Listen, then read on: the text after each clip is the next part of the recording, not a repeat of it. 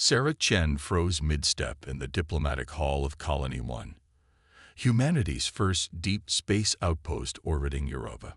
Something caught her attention that no one else seemed to notice. The blue-skinned alien delegate, Zrix, was tapping his slender 3 fingers against his wrist in a pattern she recognized instantly. Asterisk tap tap tap. Pause. Tap tap tap. Pause.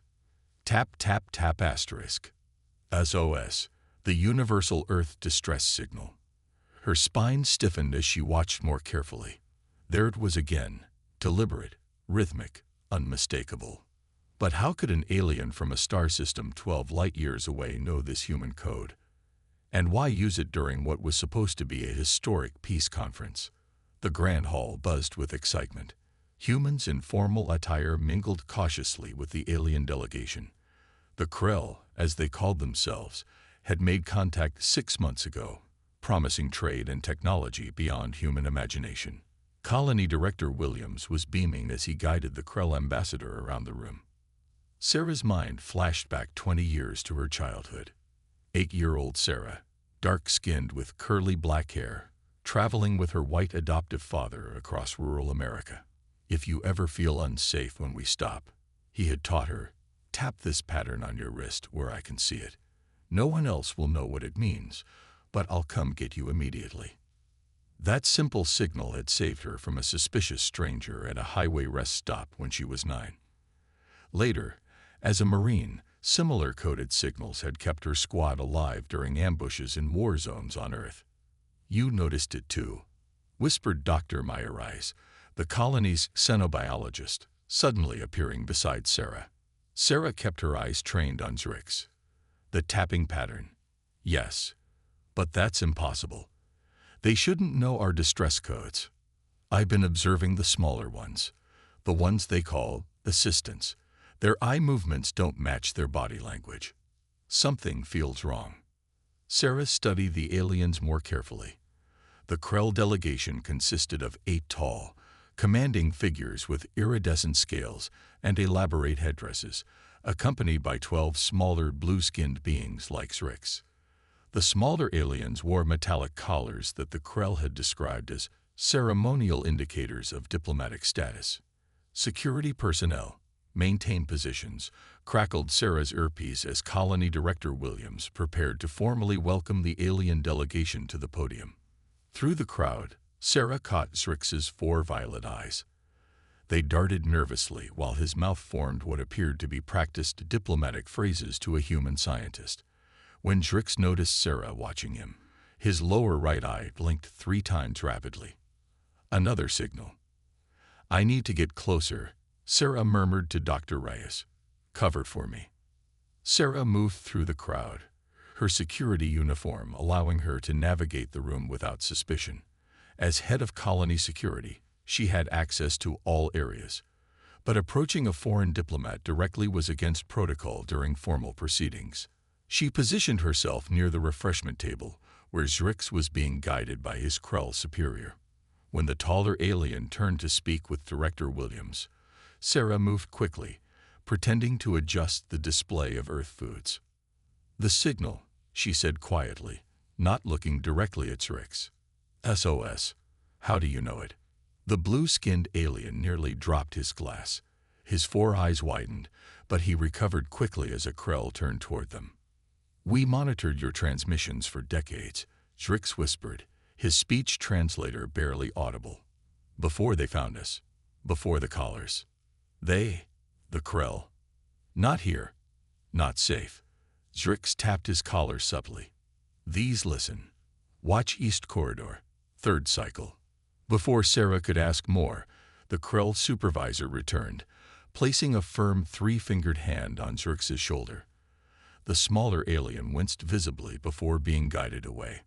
Sarah returned to her post, mind racing. The formal speeches began, with Director Williams praising the historic alliance about to be formed. The lead Krell spoke about prosperity and shared knowledge. But Sarah couldn't focus on the words. She watched the smaller blue aliens, the ones called assistants, but who seemed more like prisoners. She noticed how they flinched when the Krell moved too quickly, how their ceremonial collars seemed to tighten when they strayed too far from their supervisors. "Something's very wrong," Sarah whispered to Dr. Reyes as the speeches concluded to enthusiastic applause. "And I think we're the only ones who see it." As the crowd dispersed for the evening, Sarah made her decision. Protocol or not, she would be watching the East Corridor during third cycle, the middle of the colony's night. Someone needed help, and Sarah Chen had never ignored a distress call in her life. The colony lights dimmed to night cycle levels as Sarah made her way through the East Corridor. Her security badge granted her access everywhere, but even she wasn't supposed to be here at this hour. The diplomatic wing was restricted during sleeping hours. She checked her watch. Third cycle had just begun. A soft sound made her press against the wall. A door slid open 20 meters ahead, and a blue figure slipped out. Zrix. The alien moved with surprising agility, constantly glancing around. His ceremonial collar was still in place, but something about it looked different. "Zrix," Sarah whispered as she approached. The alien jumped, all four eyes widening before relaxing slightly when he recognized her. "Security Chief Chen, you came." His translator hummed quietly. "We don't have much time. The dampening field I created will only block my collar's monitoring for 12 minutes. Sarah studied him. "What are these collars really for?" Zrix's fingers trembled as he touched the metal band. "Control. Punishment. We are not assistants or delegates. My people are the Navari. We were a peaceful spacefaring civilization until the Krell came to our system 80 Earth years ago. You're prisoners," Sarah said, the pieces clicking into place. "Worse. We are tools. Slaves. The collars connect directly to our nervous systems." Zrix turned, showing Sarah the back of the device where tiny filaments disappeared under his blue skin. "They use us as their public face when meeting new species. We speak their words or suffer." Sarah pulled out her tablet and took scans of the collar. The readings were disturbing. Neural interfaces, pain inducers, and what appeared to be an explosive failsafe. "Why risk contacting me?" she asked. "Because the treaty your people plan to sign is not what they think. The Krell do not share technology. They take worlds." Zrix's voice shook. "We were forced to study Earth signals and culture to prepare for this meeting. I learned your distress patterns hoping someone would notice." Sarah's blood ran cold. "The treaty signing is tomorrow." "Yes. Then Krell ships hiding behind your Jupiter will emerge. Once your leaders activate the communication devices the treaty provides, the colony's defense systems will be compromised." Zrix handed her a small crystal. "Evidence. Schematics. They're real plans." Footsteps sounded from around the corner. Zrix's collar suddenly glowed brighter. "They've detected the dampening field. Go now," he hissed, pushing Sarah toward a maintenance shaft. Sarah slipped away just as two Krell rounded the corner. Through the grate, she watched in horror as they activated something on a handheld device. Zrix collapsed in silent agony, his body convulsing as the collar pulsed with energy. "They're prisoners," Sarah explained to her hastily assembled team in the maintenance tunnel beneath the colony's environmental control section. Engineer Patel, Dr. Reyes, and Security Officer Jackson listened intently as she showed them the scans. Those ceremonial collars are sophisticated control devices. On her tablet, magnified images showed Zrix's species, the Navari, in what appeared to be historical records from their own world. Peaceful, advanced, with beautiful crystal cities. "The Krell conquered them decades ago," Sarah continued. "They used the Navari as frontline diplomats when meeting new species. Why would advanced aliens need slaves as diplomats?" Officer Jackson asked. Dr. Reyes looked up from studying the scans. "Because they're not diplomats. They're scouts. Or worse, bait." Engineer Patel enlarged a section of the crystal's data. "These are weapon schematics, but disguised as communication devices. The colony signs this treaty tomorrow, if you're right about an invasion plan." Sarah's tablet beeped. A new message had come through on a hidden colony network. Help us.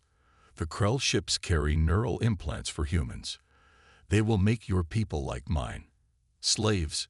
The message was followed by coordinates, locations of Krell ships hiding in Jupiter's shadow, out of range of Earth's scans. We need to take this to Director Williams immediately, Jackson insisted.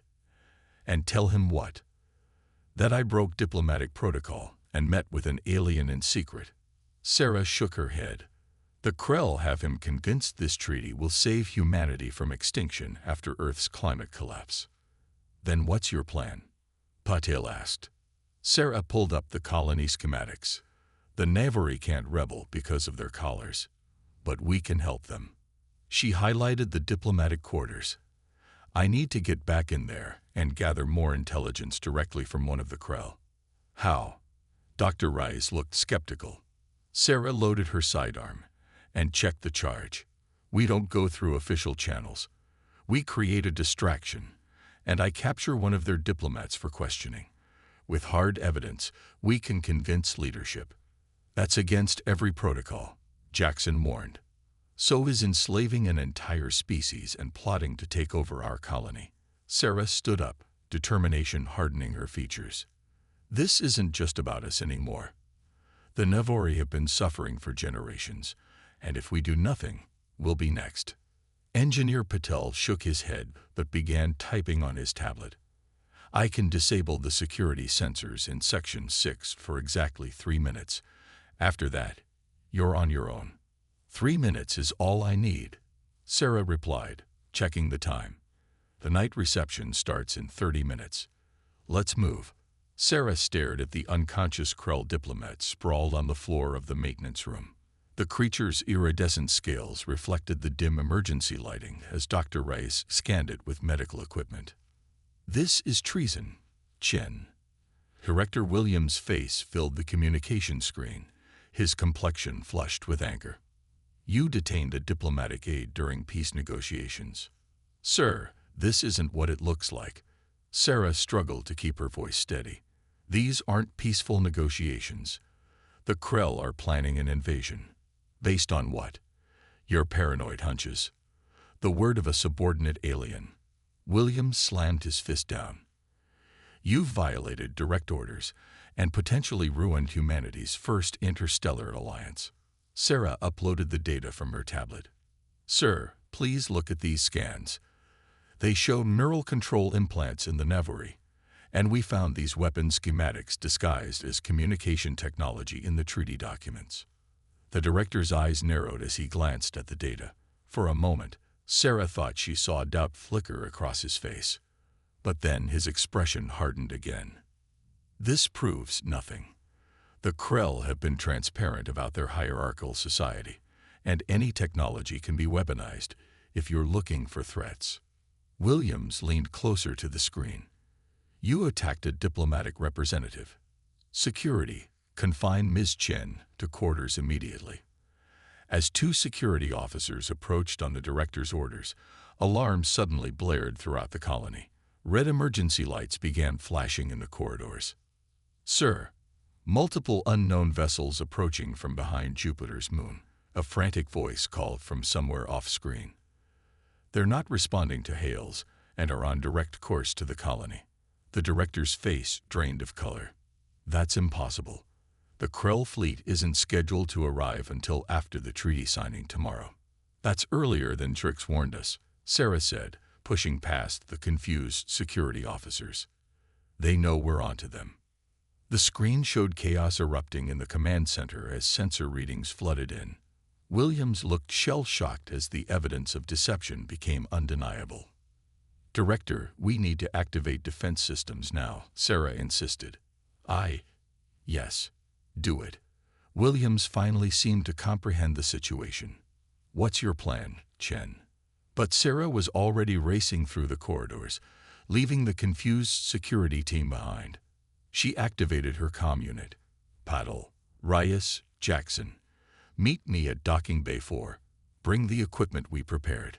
She rounded a corner to find 3 Navari huddled together, their collars pulsing with angry red lights. They were clearly in pain, but fighting against the control devices. Your people know. One of them gasped through the translator. The Krell have activated the invasion protocol early. Sarah helped the alien to its feet. Can you take us to Zrix? The main ship. They took him for punishment when they discovered his communication with you. The colony shuddered as something struck the outer hull. Emergency bulkheads began closing automatically. Sarah, Dr. Reyes called through the comm. We've reached the docking bay with the equipment, but there's a problem. The defense grid is failing across the colony. Something's overriding our systems. It's the communication devices already installed in the diplomatic wing, Sarah realized. They were Trojan horses all along. She helped the Navori toward the docking bay where her team waited with stolen equipment and weapons. Through the massive viewport, she could see dozens of Krell ships surrounding the colony, their weapons powering up. What now? Asked Officer Jackson, checking his sidearm. The colony defenses are compromised. Sarah looked at the frightened Navori, then back at the approaching ships. Plan B. We board their command vessel directly. That's suicide, Patel protested. Even if we could reach it, how would we get past their security? Sarah pointed to the Navori. We have guides who know the ships, and they have every reason to help us. She approached the small colony shuttle they had prepared. It wasn't much, designed for maintenance work around the station, not combat, but it was their only option. The Krell believe humans are weak because we value all lives, Sarah said as she began the launch sequence. They see our compassion as a flaw to exploit, but they're wrong. The docking bay doors open to the starfield beyond, now filled with enemy vessels. Compassion is what makes us dangerous, Sarah continued, hands flying over the controls. Because we'll fight just as hard for others as we will for ourselves. The small shuttle lifted off, accelerating toward the massive Krell command ship visible in the distance. Behind them, the colony's remaining defenses began firing, providing them cover for their desperate mission. For Earth and Navori, Sarah whispered as they launched into the chaos of battle. Alarms screamed throughout the massive Krell command ship as Sarah led her small team through the purple-lit corridors. The air smelled strange, metallic and sweet, making breathing difficult for the humans. Behind them, through the viewport, Colony 1 floated surrounded by Krell vessels, its defense grid flickering uselessly against the alien technology. This way, whispered Nara, one of the Navori who had joined their desperate mission. Her collar had been partially disabled by Patel's device, though it still clung to her blue neck. The control center is 2 levels up. Sarah nodded, checking the makeshift EMP device strapped to her back. It would only work at close range, and they'd have one chance to use it against the central control node. How many Navori are on this ship? Dr. Rice asked as they climbed through a maintenance shaft. Over 3,000, Nara replied, her 4 eyes blinking in sequence, all wearing control collars. There are 20,000 more across the fleet. Sarah's mind struggled to comprehend the scale of suffering. An entire civilization enslaved, forced to help conquer others. And humanity was next. A sudden hiss made them freeze. 3 levels below, a patrol of Krell guards marched past. Their scaled bodies glistened under the lights, weapons held at ready positions. They know we're aboard, Jackson whispered. That last security scan almost caught us. We're close, Sarah assured them. Patel, how's the colony holding up? The engineer checked his tablet. Defense grid at 17%. They're targeting life support systems now. We have maybe 20 minutes before critical failure. As they reached the upper level, Zrix appeared from a side corridor. His face was bruised, and his collar looked tighter than before, but his eyes showed recognition. You came, he said in disbelief, even after they started the attack. We don't abandon allies, Sarah replied. Can you get us to the central node? Zrix pointed ahead, through the command deck, but it's heavily guarded. Sarah distributed the last of their weapons. Then we fight. The doors to the command deck slid open, revealing a vast chamber filled with technology beyond human understanding. Screens showed the battle outside. Colony One's defenses failing as Krell ships surrounded it. In the center stood what looked like a glowing pillar of liquid metal. The central control node, Zrix whispered. It commands all implants and collars fleet-wide. 3 Krell guards blocked their path, taller and more heavily armored than the ones they'd seen before. The lead Krell stepped forward, his scales shifting color from green to red as he assessed the intruders. "Humans," he hissed, the translator making his words sound like grinding metal. "Your species fights without purpose or understanding. The Navari accepted their place centuries ago." "Did they?" Sarah challenged, buying time as Jackson moved into position. "Or did you just break their resistance?" The Krell commander's head tilted. "Resistance is inefficient. Your colony will serve the collective, as all lesser species must. Your technology and resources are now ours." "There's something you don't understand about humans," Sarah said, gripping her weapon tighter. "We have a long history of helping others find freedom." She gave the signal, and chaos erupted. Jackson fired at the ceiling panels, bringing them down on 2 guards. Patil launched an electronic pulse that temporarily disabled the room's sensors. Dr. Rice and the Navari attacked from the side. The battle was brutal and quick. Sarah took a plasma burn to her shoulder that seared through flesh to the bone, but she kept moving. The Krell commander was frighteningly fast, his clawed hands slashing through the air inches from her face. "Your resistance is pointless," he growled as they fought. "We have conquered 12 worlds this way." "Maybe." Sarah gasped through the pain. "You should have tried for 13. She drove her knee into a vulnerable spot beneath his scales, sending him staggering back. It gave her the opening she needed to reach the control node with the EMP device. The Krell commander realized her intention too late. "Stop. You don't understand what you're doing." "I understand freedom," Sarah whispered, activating the device. "For Earth and Navari." A pulse of blue-white energy exploded outward from the node, coursing through the ship's systems. Throughout the fleet, tens of thousands of control implants and collars simultaneously shut down. On every screen in the command center, they could see Navari collars falling away, their eyes widening with the first taste of freedom in generations. Zrix touched his bare neck in disbelief. It worked. Outside, the coordinated Krell attack faltered as chaos erupted aboard their ships. Navari crew members, suddenly free from control, turned against their oppressors. "Send the signal to the colony," Sarah ordered Patel, clutching her wounded shoulder. "Tell them to target the Krell ship's propulsion systems only, not the crew areas." "The Navari on those ships?" Jackson asked. Sarah nodded, watching as the screens showed rebellion spreading across the Krell fleet. "They're fighting for their freedom now, just like we are." 6 months after the battle that became known as the liberation of Europa Colony, Sarah Chen stood before the newly formed Interstellar Council. The Grand Chamber had been constructed in the colony's expanded diplomatic wing, redesigned with input from both human and Navari architects. Tall windows revealed the stars beyond, including the now visible glow of Jupiter. Sarah's dress uniform bore the scars of her journey, a new insignia that combined Earth's traditional olive branches with the crystalline symbol of the free Navari people. Her shoulder still ached where the Krell plasma weapon had burned her, but the doctors said the pain would eventually fade. Representatives from 12 star systems filled the chamber. Some were species Sarah had never seen before, beings who had hidden from the Krell for centuries, but now emerged to join the alliance. In the center sat the council leaders, 3 humans, 3 Navari, and 2 representatives from other freed worlds.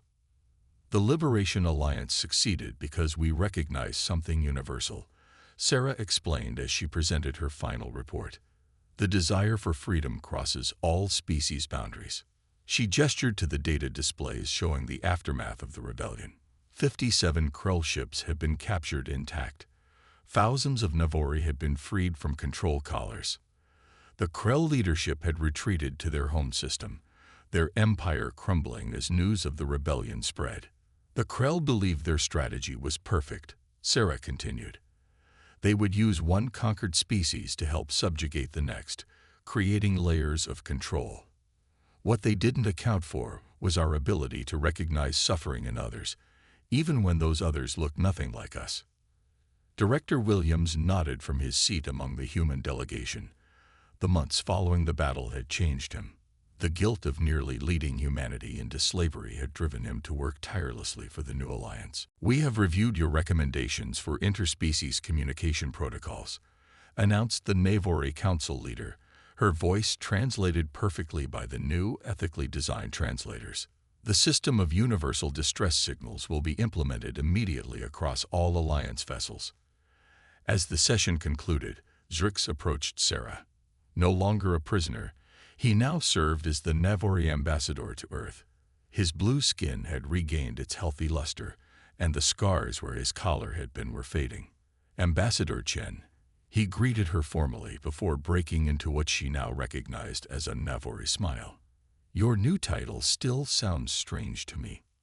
"Not as strange as being called a hero," Sarah replied. She had never sought recognition, but the story of the Marine Security Chief, who recognized an alien SOS, had spread throughout human space. Zrix presented her with a ceremonial gift, a communication bracelet crafted from salvaged parts of Navori control collars, now transformed into something beautiful. Etched on its surface were dots and dashes forming the pattern that had started everything. "SOS," Sarah smiled, running her fingers over the pattern. "Such a simple signal that changed so much. A small pattern that changed the stars," Zrix replied. "Your human ability to recognize suffering, even in aliens you barely understood, saved 2 civilizations, perhaps more." As news spreads, they walked together to the observation deck. Below them, in the colony's educational center, human and Navori children played together in the newly established school. Sarah watched as a young Navori girl taught a human boy the traditional greeting gestures of her people. "They will build a different future than the one the Krell imagined," Zrix observed. Sarah nodded. "A better one. The expansion fleet reports finding 2 more worlds with populations under Krell control. The liberation protocols we developed are already being implemented." In the distance, a new class of ships was under construction. Vessels designed by both human and Navori engineers, built specifically for search and rescue operations across the stars. Their hulls bore a simple emblem: 3 dots, 3 dashes, 3 dots. "There's still so much we don't understand about each other," Sarah admitted as they watched the children play.